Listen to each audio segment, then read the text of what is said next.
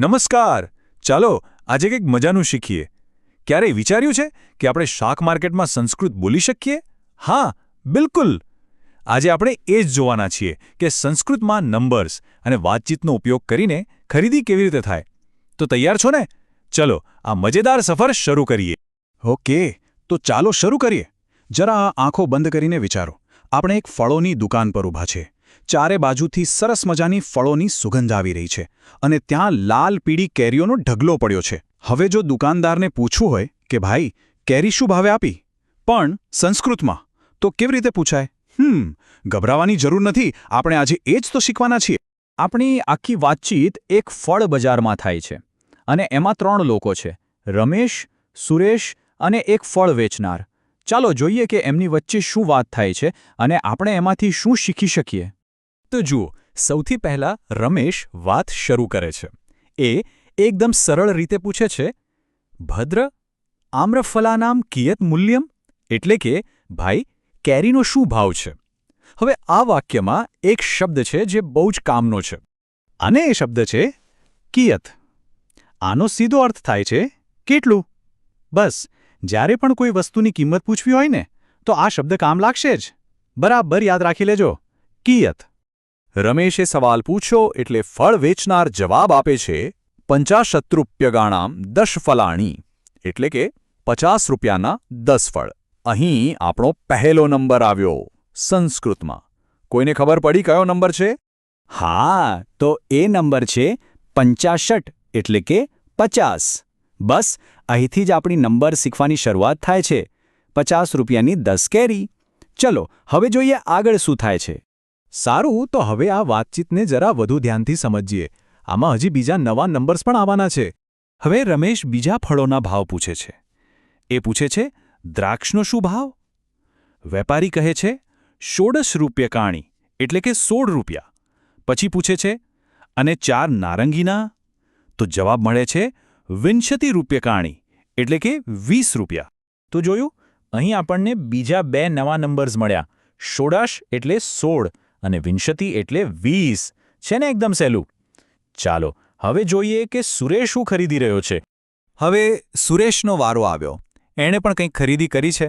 એટલે ફળ વેચનાર હિસાબ કરીને કહે છે, કદલી ફલાનામ 40, નારંગ ફલાનામ ચ ષષ્ઠિ, એટલે કે કેળાના 40 રૂપિયા અને નારંગીના 60 રૂપિયા.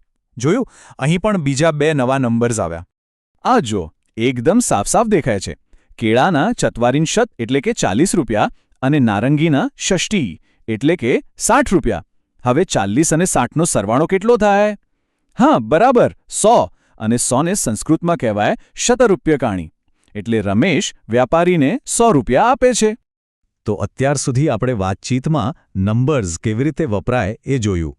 હવે ચાલો જરા લાઇનસર સંસ્કૃતમાં ગણતરી શીખી લઈએ. આનાથી આપણને ગમે ત્યાં નંબર્સ વાપરવામાં સહેલાઈ રહેશે.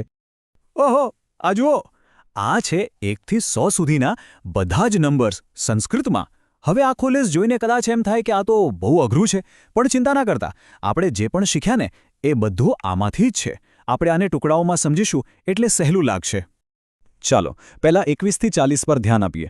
જેમ કે જુઓ, 21 એટલે એકવિંશતિઃ, અને આપણે હમણાં જ શીખ્યા એમ 30 એટલે 63 અને 40 એટલે 44. કંઈક પેટર્ન જેવું લાગે છે નહીં? હવે એ જ રીતે 41 થી 70 જોઈએ. આમાં પણ આપણે શીખેલા નંબર્સ છે. જેમ કે 50 એટલે 50 અને ષષ્ઠિઃ એટલે 60. અને એ જ રીતે 70ને સપ્તતિઃ કહેવાય છે. બસ આમ ધીમે ધીમે આગળ વધીએ તો બધું જ આવડી જાય. સારું, તો આપણે ઘણું બધું શીખી લીધું. હવે વારો છે એ ચેક કરવાનો કે આપણને કેટલું યાદ રહ્યું. તો તૈયાર છો ને? ચાલો થોડી પ્રેક્ટિસ થઈ જાય. અહીં જુઓ, સ્ક્રીન પર એક ટેબલ છે. એમાં થોડી વસ્તુઓ છે અને એની કિંમત સંસ્કૃતમાં લખેલી છે. હવે આના પરથી જ હું અમુક સવાલો પૂછીશ, એટલે ટેબલને એકદમ ધ્યાનથી જોઈ લેજો. ઓકે, તો પહેલો સવાલ, કસ્ય મૂલ્યમ 75 રૂપ્યકાણી અસ્તિ? એટલે કે કઈ વસ્તુની કિંમત 75 રૂપિયા છે? ટેબલમાં જુઓ અને જવાબ શોધો. ચાલો થોડો ટાઈમ આપું છું વિચારવા માટે.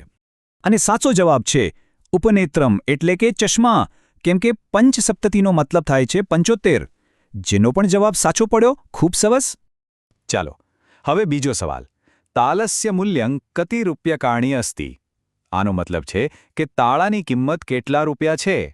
ફરીથી એકવાર ટેબલ પર નજર નાખો અને જવાબ આપો. અને સાચો જવાબ છે ષષ્ઠી રૂપ્યકાણી, એટલે કે 60 રૂપિયા. યાદ છે? આ નંબર તો આપણે પેલી ફળવાળાની વાતચીતમાં પણ જોયો હતો. બહુ સરસ. વાહ, ખૂબ સરસ પ્રેક્ટિસ કરી. ચાલો હવે આપણે આજના આ વિશ્લેષણને પૂરું કરીએ, પણ એ પહેલાં જે ખાસ શબ્દો આપણે શીખ્યા એને ફટાફટ એકવાર યાદ કરી લઈએ. તો આ છે આજના સૌથી કામના શબ્દો. કિયત એટલે કેટલું, મૂલ્યમ એટલે કિંમત, રૂપ્યાકાણી એટલે રૂપિયા, દદાતુ એટલે મહેરબાની કરીને આપો, અને છેલ્લે શતમ એટલે 100. આટલા શબ્દો આવડે એટલે સંસ્કૃતમાં ખરીદી કરવી એકદમ આસાન. અને હવે જતા જતા એક મજેદાર સવાલ. વિચારો કે કોઈને શતરૂપિયાણી એટલે કે 100 રૂપિયા આપવામાં આવે તો સંસ્કૃતનો ઉપયોગ કરીને શું શું ખરીદી શકાય? આના વિશે જરૂર વિચારજો, મજા આવશે. તો આજે જોડાવા બદલ ખૂબ ખૂબ આભાર. ફરી મળીશું.